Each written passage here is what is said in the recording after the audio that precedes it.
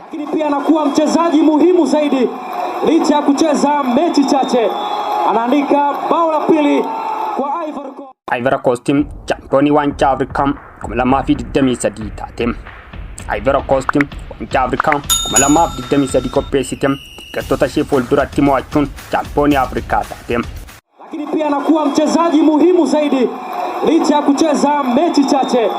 Anaandika bao la pili kwa Ivory Coast. Ivory Coast biyya biraa lixaa Afrikaa taatee Naayijeeriyaa waliin xumura wancaa Afrikaa 2023 gaanis wancicha mo'achuu dandeesseetti. Naayijeeriyaan taphattoota ishee Kongoon dursaa qabattus Frank Keessiin galchii walqixxeessituu lakkoofsisuun qixaa ta'uun daqiiqaa dhumaatti dhiyaatanii. Taphataan Borussia Dortmund Sebastian Haller galchii lammaffaa lakkoofsisuun biyya isaa chaampiyoonii taasise. Halleriin tapha Ivory Coast Democratic Republican Congo irratti galchee injifannoo lakkoofsisuun xumuraaf qaqqabsiise. Amma immoo yeroo biyyi ishee haalaan ishee barbaadutti galchii bareedduun lakkoofsisuun chaampiyoonaa ta'anii. Taphattoota jajjaboo akka Victor Osimhen, Lukman fi Chukwueze kan qabdu Naayijeeriyaan wancicha mo'achuu hin dandeenye. Afrikaa kibbaa sadaffaan dorgommii kan xumurte Ivory Coast akkuma Arjentiinaa wancaa addunyaa 2022 irratti taphaa jalqabaa Saudi Arabiyaan mo'amte garuu xumuraaf qaqqabuu wancaa kaaste ni kufte yeroo jedhamtetti garee ishee keessaa qabxii fooyya'aa qabaachuun darbuun wancaa Afrikaa 2023 kaaste. Morokkoon Zambiyaa mo'achuun ishee irraa kan ka'e garee ishee keessaa darbuuf carraa argatte. Leenjisaa ishee kan ariitii Ivory Coast dorgommii biyyoonni akka Senegaalii fi Afrikaa kaabaa akka Morokkoo, Misrii, Aljeeriyaa fa'aa ganama keessaa galanii mo'achuu dandeesse. Isa dhumaaf chaampiyoona Afrikaa kan taate bara 2015 ture. Wancaa Afrikaa 2023 irratti eenyutu faatu badhaafame kan jedhu famuutu karra eegaa jimaa wancaa Afrikaa 2023 ta'uun kan badhaafame karra eegaa Afrikaa kibbaa Roonii Ween Hayden Wiiliyaamsidha.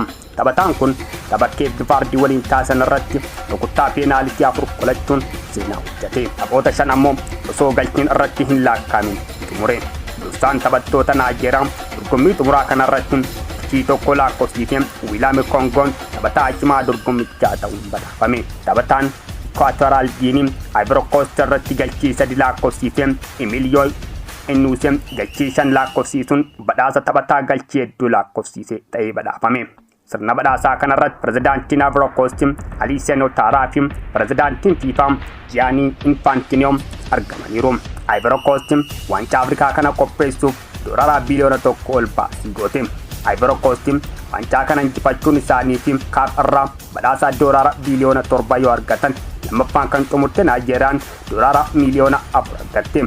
Morokkoon ammoo sirna cufiinsa wancaa Afrikaa 2023 kanarratti dhiyaachuun kan bara 2023 qopheessuuf dabaree fudhatteetti. Morokkoon kanaan si'a lammaffaa qopheessuuf kan jirtu yoo ta'u kanaan dura bara 1988 qopheessite. Lakini pia anakuwa mchezaji muhimu zaidi licha ya kucheza mechi chache. Anaandika bao la pili kwa Ivory Coast. Leenjisaan Ivory Coast injifannoo wancaa geessan eenyu kan jedhu famuutu leenjisaan Emersifaayem jedhamu leenjisummaa nama hagas maram beekamuuti. Emersifaayem kanaan dura Premier League Ingiliz keessatti bara 2007-2008 kilaba Reading jedhamuuf taphataa ture. Reading yeroo sana Premier League keessaa hin buune ture. Maatii isaa lammii Ivory Coast ta'an irraa Faransiin magaalaa Nantes keessatti dhalatee guddate. Bara 2003 kilaba Ligue 1 Faransaay keessatti dorgommii Nantesiif mallatteessuun taphataa ture. Bara 2007 paawundii miliyoona 2.5 ta'uun kontiraataa waggaa 3 kilaba Ingiliz Readingitti makame ture. Haa ta'u malee osoo kilabichaaf taphatu bara 2008 keessa gidduutti dorgommiin wancaa Afrikaa waan tureef biyya isaaf taphachuu deeme. Achitti busaadhaan qabamee waan deebi'eef yeroo yaalame fayyuu ga'umsi isaa qubsaa waan hin taaneef carraa taphaa dhabe. Kilabni isaa garee eegdota waliin akka taphatuuf ajaje.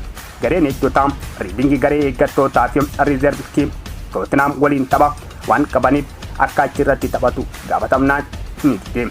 Kanumaan mindaa isaa 7-2 taphoota 2 adabame. Taphoota lamaan xumura Reading akkuma dhabeen Reading bara sana Premier League keessaa gara chaampiyoonitti gadi bu'e. Baay'een kanumaan lammaffaa Readingiif hin taphadhu jechuun gara Faransaaytti deebi'e. Sana booda kilaba Faransaay Nice jedhamuuf taphataa ture. Umrii isaa waggaa 28 kubbaarraa soorama bahe. Sana booda garee guddattoota kilaba Nice fi kan umrii isaa 23 gadii garee biyyaalessaa Ivory Coast leenjisaa ture. Bara kana ammoo gargaaraa leenjisaa garee biyyaalessaa Ivory Coast ta'uun erga hojjetee ture yeroo leenjisaa ari'amu bakka isaa bu'ee ture.